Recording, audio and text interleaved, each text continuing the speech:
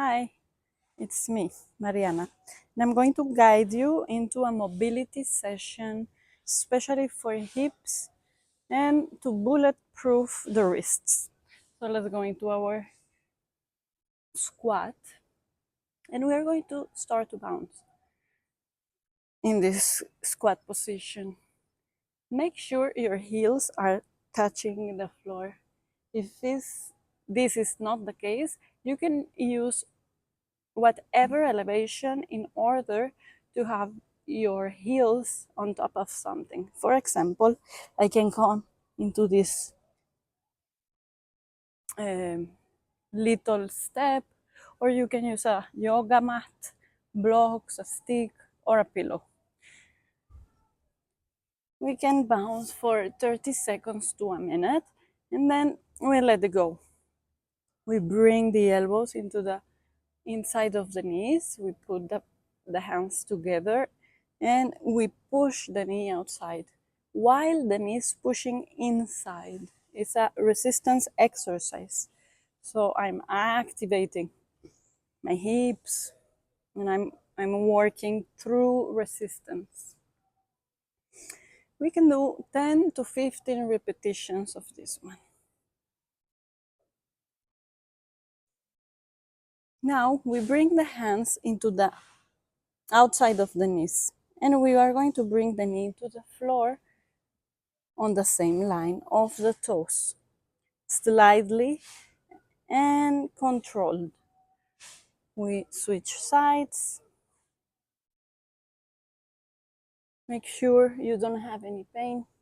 And if you do, please don't take the knee all the way down into the floor, just until you feel it's safe and painless. If this variation with the hands it's already very easy for you, you can try and do it without the hands. But make sure it's soundless. This is the sound of efficiency and control. If you're dropping your knee and creating a sound, please go back to the variation of the fingertips or the full palm. Go back to the squat, bring your head into the floor and lift your hips into the sky. Start to shake your legs. And let's have this time as an opportunity to bring more attention into the breathing pattern. So inhale and exhale longer than the inhalation. Do a couple of more breathings, and in every exhalation, release tension from your body.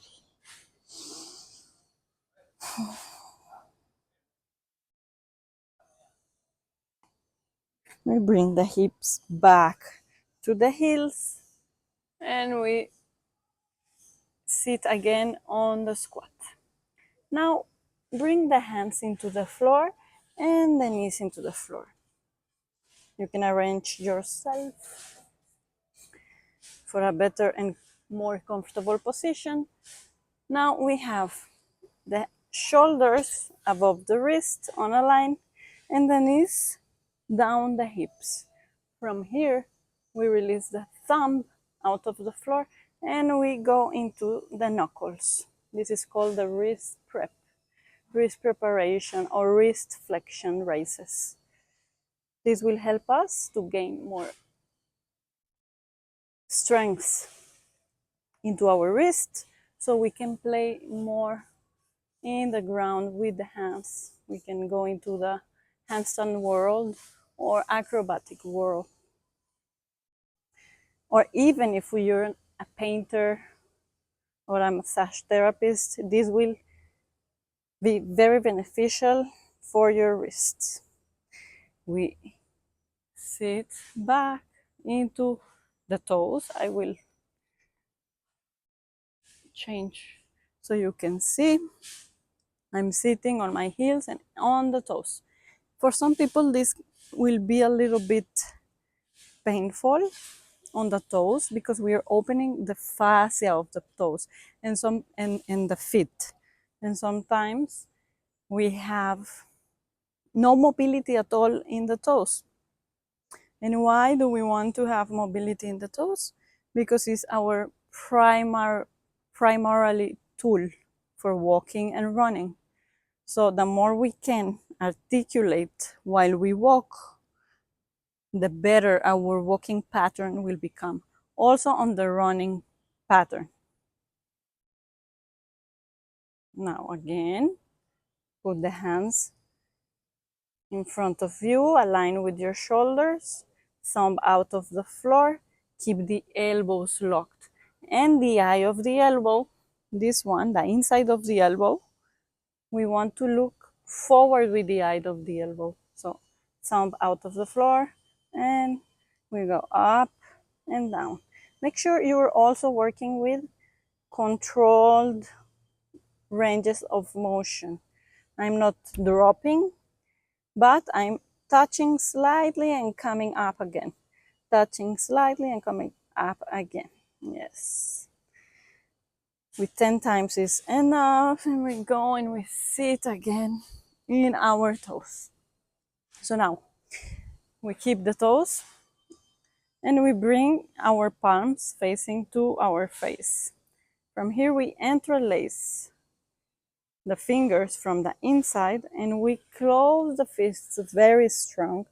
We put the elbows together and we start to do some circles for the wrist.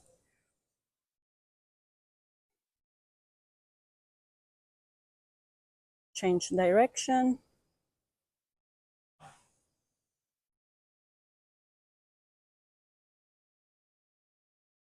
And now look, we're going to change the grip. Look at which pinky is at the very end of the chain. In my case, it's my left pinky. So now I want to bring my right pinky at the end of the chain of the fingers. We close the fist, we bring the elbows, and we start to circle the wrists. Make sure your shoulders are depressed down, not close to the ears, but far away. Change the direction of the circle and release. Now let's release the feet. We point the feet and we sit on low kneeling. Go to one side with one hand and bring your knee up to stretch all the work that we've been doing on the high kneeling.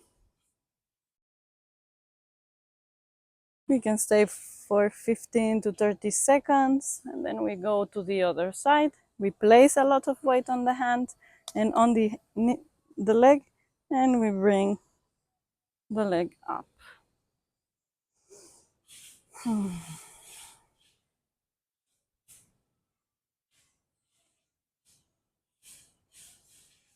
Go back, hands to the floor, knees again, and sit on the squat again.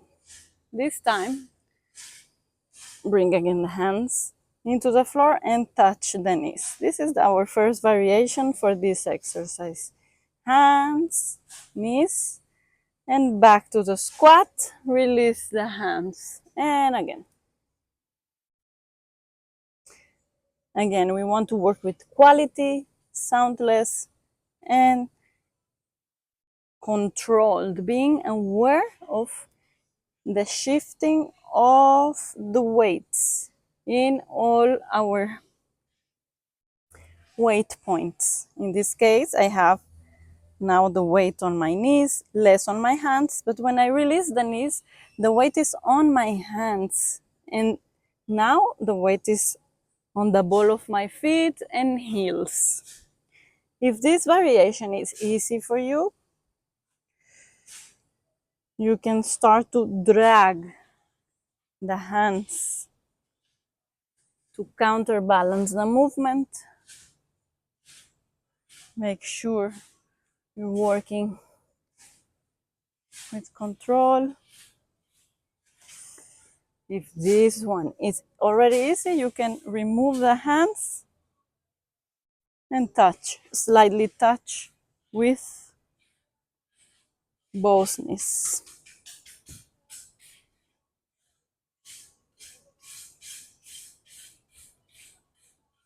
Now the weight is shifting from the whole feet into the ball of the feet, and again joining with the heels. Go back to the squat, head to the floor and hips up, and shake, shake, shake. Shake the legs. And slowly we're going to let go of the hands and come up all the way, vertebra by vertebra, starting from the hip, the sacrum, the medium back, the lower back, medium back, upper back, and head. And again, we do head, neck, upper back, medium back, lower back, sacrum, and coccyx. Let's see. We reverse the movement, bringing our attention into the spine.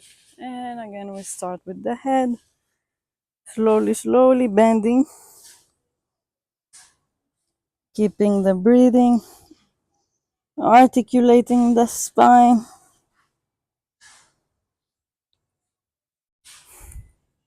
And we stay standing. Thank you so much. This was a little warm up, and I hope you liked it.